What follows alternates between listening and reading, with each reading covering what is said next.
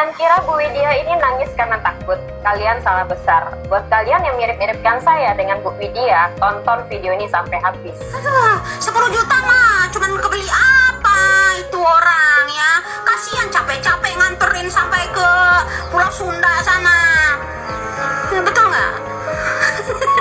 Kasus Vina Cirebon telah disalahgunakan oleh calon-calon yang mau bertarung di pilkada Bupati Cirebon.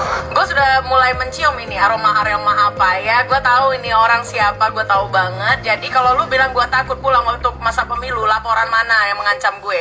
Hah? Wah, gue udah tahu banget ini orang bawa-bawa politik. Artinya kasus ini telah ditunggangi oleh para petinggi. Paham ya?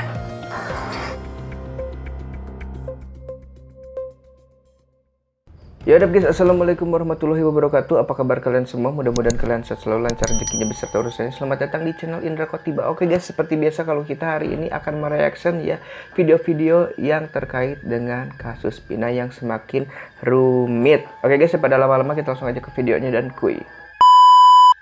Cara mencukur jembut yang baik. Pertama adalah mencukur jembut itu sebenarnya nggak boleh pakai cukuran jenggot dan dicukur habis. Ini untuk cewek dan cowok.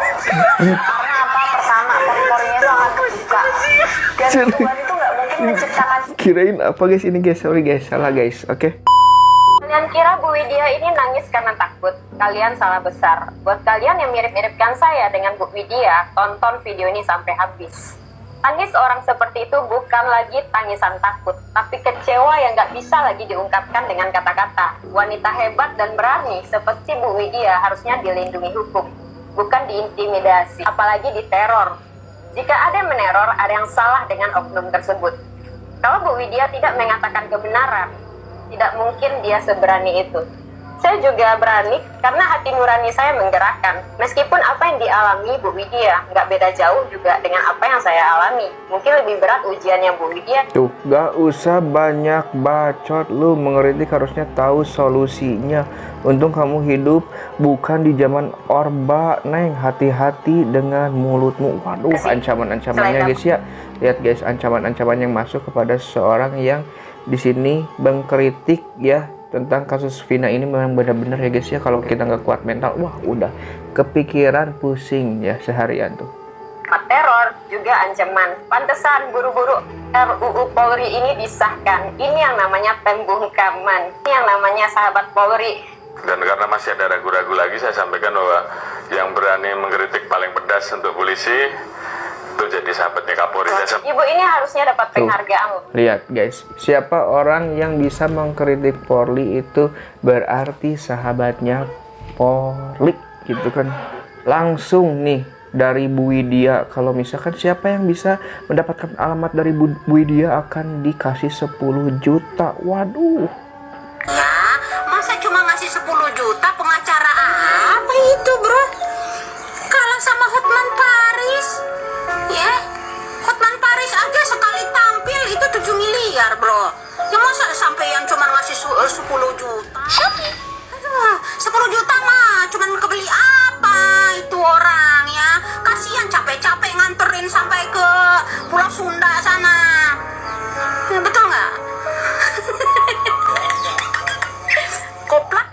Dan dengar-dengar guys, dari kasus ini ya, Pak Hotman Paris itu mendapatkan sekitar 7M dari seorang bupati.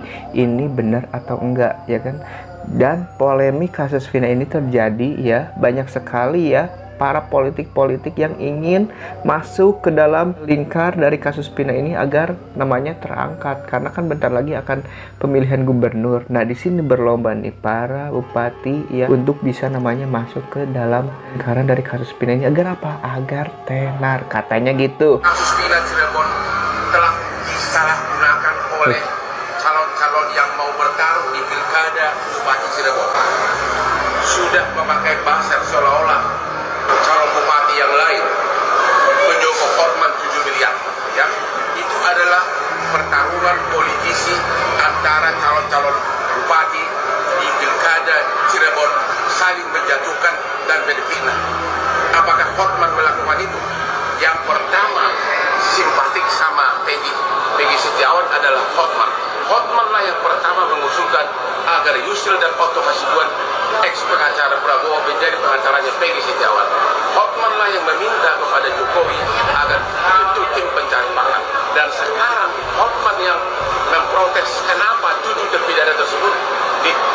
disebarkan ke berbagai rudan di Bandung secara terpisah. Bahkan saya sudah bicara dengan Dirjen dan Kakanwil Jawa Barat. Hotman benar-benar berjuang untuk menemukan siapa pelaku sebenarnya. Para tukang fitnah yang dibayar oleh para calon-calon politisi, go to hell. Lihat. Uang sogokannya itu nggak cukup untuk satu berlian gua aja, nggak cukup untuk bayar ini. Guys, lihat ya betapa rumitnya dari kasus Vina ini ya. Sekelas Hotman Paris aja katanya dituduh difitnah mendapatkan uang dari para politisi yang ikut dalam pilkada legislatif ya Bupati Cirebon. Wah, bener-bener disalahgunakan ya guys ya. Ciri-ciri kasus yang ditunggangi ya begini. Ini buzzer-buzzer politik ya, bangsat-bangsatnya udah pada berkeluaran karena gue bilang ormas gue bakal turun beserta para aktivis dan juga teman-teman pengacara. Jadi selama ini gue berbicara sebagai Teguh Zanzabella, tapi hari ini gue berbicara sebagai ketua umum dari salah satu ormas di Indonesia ya. Gue sudah mulai mencium ini aroma-aroma apa ya. Gue tahu ini orang siapa, gue tahu banget. Jadi kalau lu bilang gue takut pulang untuk masa pemilu, laporan mana yang mengancam gue? Hah? Wah, gue udah tahu banget ini orang bawa-bawa politik. Artinya kasus ini telah ditunggangi oleh para petinggi. Paham ya? Berarti bener ya, apa yang dikatakan oleh Bang Hotman dan apa yang dikatakan oleh ibu ini sama ya. Kasus Vina ini guys ditunggangi oleh orang-orang yang ya ada kepentingannya di politik. Wah, gila-gila. Pagi-pagi langsung nongol nih pas gue buka IG, nongol postingannya Bang Hotman. Tulisannya mudah-mudahan dia ada ongkos untuk hadiri panggilan Senin ini. Karena untuk pulang dari Surabaya ongkosnya dibantuin oknum aparat. Terus gatel gue komen, jemput bang, naik odong-odong, kalau perlu sambil diarak-arak gitu ya kan. Terus juga kalau bisa nih lewat kampung-kampung gitu, jadi biar ada bocah-bocah yang nyorak-nyorakin gitu kan. Gir. Kenapa ya bisa-bisanya gitu Bang? Sampai sekarang gue masih bertanya-tanya apa yang dilakukan oleh Kang Deddy yang tiap hari cuma kerjaannya muter aja mewawancarai dan menginterogasi para keluarga tersangka dan terpidana, dari mulai warga Peggy, saksi Peggy, sampai semua keluarga terpidana yang udah di penjara. Gue cuma mau kasih tahu nih Pak dan Kang Deddy, seharusnya ini adalah salah satu tugas Polri untuk menyidik kasus pembunuhan Eki dan Vina sebelum penangkapan 8 tersangka terjadi oleh Satres Narkoba. Tapi ternyata apa yang dilakukan Satres Narkoba hanya menangkap, mengintimidasi, dan mentersangkakan tanpa banyaknya bukti. Mungkin Kang Deddy lagi cosplay sebagai aparatur penegak hukum yang benar dan baik. Satu lagi Kang Deddy yang belum Kang Deddy wawancarai, ayah Anda dari Eki. Dan pesan saya, coba wawancarai Bapak Rudiana ini. Siapa tahu ada titik terang dalam kasus ini. Kalau yang bersangkutan masih bungkam dan tidak mau bersuara dengan adanya kasus ini, apakah kira perlu buat film yang berjudul Rudiana sebelum 7 hari? Haha.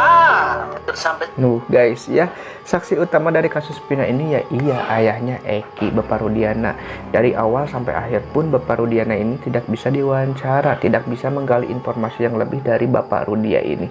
Sehingga Bapak Rudiana ini banyak sekali orang yang menuduhnya ya bahwa terlibat dalam kasus tersebut. Menurut kalian gimana guys? Tulis di kolom komentar. Oke guys, mungkin video cukup sekian. Mudah-mudahan video kali ini bisa berguna, bermanfaat untuk kita semua. Kalian sehat selalu, lancar rezekinya, besar urusannya. Saya Dr. Tiba pamit. Wassalamualaikum warahmatullahi wabarakatuh dan ciao.